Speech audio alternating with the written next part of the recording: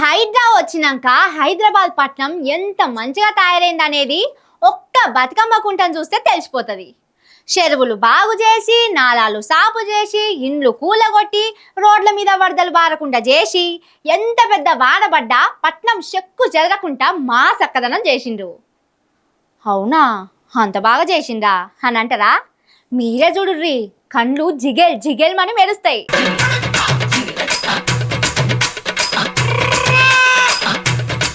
శభాష్ Hydraa, super సూపరో super.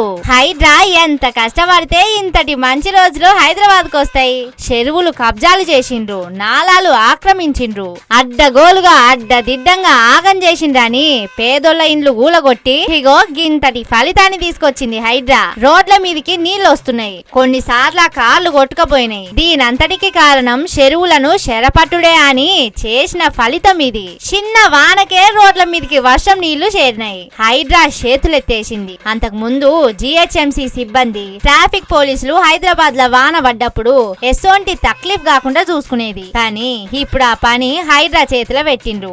ఇంకే ఉన్నది, ఇగో గింత సక్కదనం చేసిండ్రు. రోడ్ల మీద పోయేటోళ్లు ఏ తిప్పలా లేకుండా ఎంత మంచిగా పోతున్నారో చూడుర్రి. రోడ్లు, ఫ్లైఓవర్ల మీద ఒక్క వాన సుక్క లేకుండా ఫ్లైఓవర్ల మీద నీళ్లు పోయేటానికి ఉండే పైపులు ముందు జాగ్రత్తతోని సాపు చేసినందుకు నిల్వ లేకుండా వెళ్ళిపోతున్నాయి. నీ పనికి నా బారెత్తు. కనీసం రిపేర్లు చేయకుండా శత శతారం ఎత్తకుండా ఇంత ఆగం చేసిండ్రు. ఇక ట్రాఫిక్ కంట్రోల్ చేసేటానికైతే ఒక్క పోలీసు లేడు రోడ్ల మీద.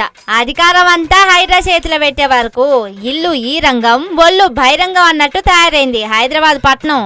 ఇంత గొప్పతనాన్ని చూసిన పట్నం జనాలు హైడ్రా అంటే ఏమో అనుకున్నాం గాని ఇంత మంచిగా చేస్తదనుకోలేదు అని తలుసుకుంటున్నారట ఈ వరదల నుంచి పోతున్న జనం.